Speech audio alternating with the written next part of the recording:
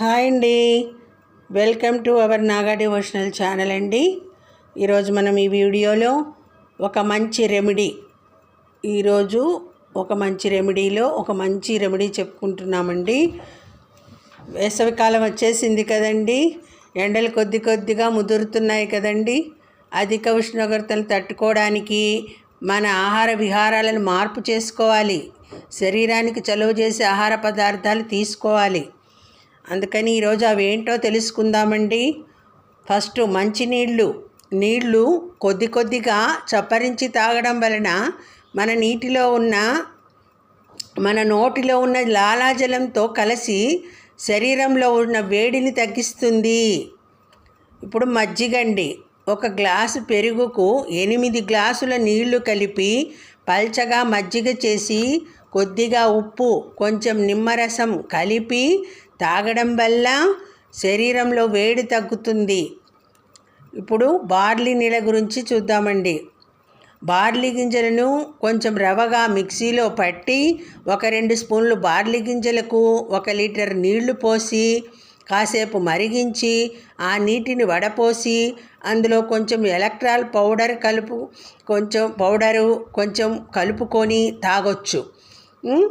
చాలా తొందరగా చలవ చేస్తుంది, శక్తి కూడా వస్తుంది.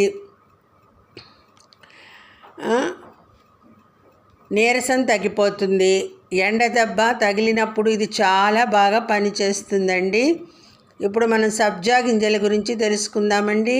సబ్జా గింజలు నీటిలో నానబెడితే చక్కగా ఉబ్బుతాయి తెల్లగా. అవి నీళ్ళలో కలుపుకొని తాగవచ్చు.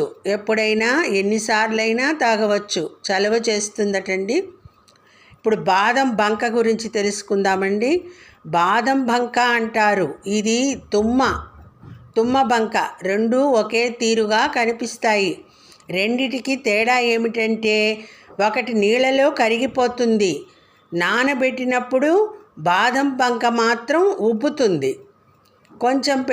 కొంచెం పెడితే చాలా ఎక్కువ అవుతుంది.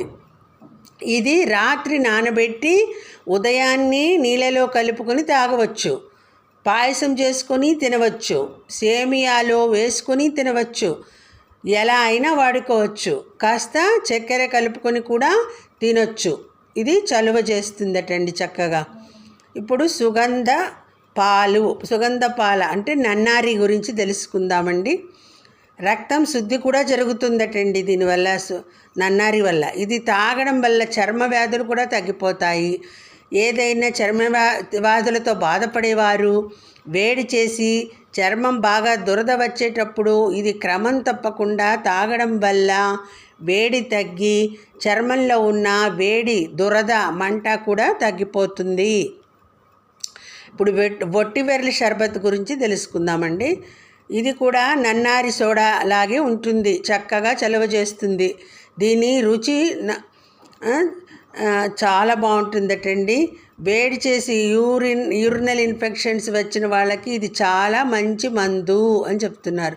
నీళ్ళలో కానీ సోడాలో కానీ కలుపుకొని తాగవచ్చు. ఇప్పుడు మారేడు షర్బత్ గురించి తెలుసుకుందామండి. ఇది కూడా నన్నారి, వట్టివేళ్ళు లాగానే మారేడు అంటే బిల్వ పండుతో చేసిన రసం అన్నమాట. ఇది ఫైల్స్ ఉన్న వాళ్ళకి చాలా బాగా పనిచేస్తుంది, వేడి బాగా తగ్గిస్తుంది. ఫైల్స్ ద్వారా విరోచనంలో రక్తం పోతుంటే ఇది నీళ్ళలో కానీ సోడాలో కానీ కలిపి తీసుకోవాలి. అప్పుడు చాలా శరీరానికి చలువ చేస్తుంది, రక్తం పడే సమస్య ఆగిపోతుంది. ఇప్పుడు సగ్గుబియ్యం జావ గురించి తెలుసుకుందామండి. సగ్గుబియ్యాన్ని పాలు పోయకుండా పల్చగా జావ చేసుకొని అందులో చక్కెర కలుపుకొని తాగవచ్చు. చాలా తొందరగా చలువ చేస్తుంది. ఇప్పుడు రాగి జావ గురించి తెలుసుకుందామండి. రాగి జావలో మజ్జిగ కలుపుకొని కొద్దిగా రోజు తాగితే చలువ చేస్తుంది. ఇవండి ఈ సమ్మర్ టిప్స్ అండి. ఇవన్నీ ఎండలు ఎక్కువ అవుతున్నాయి కదండి, మార్చి వచ్చేసింది కదండి.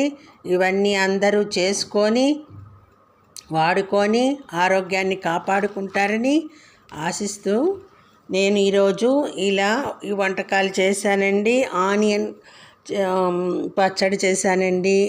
ఇట్లా మళ్ళా కరేపాకు పొడి, కొత్తిమీర పొడి కొంచెం కొంచెంగా అవి కూడా పొళ్ళు చేశానండి ఇలా ఈ వీడియోలో.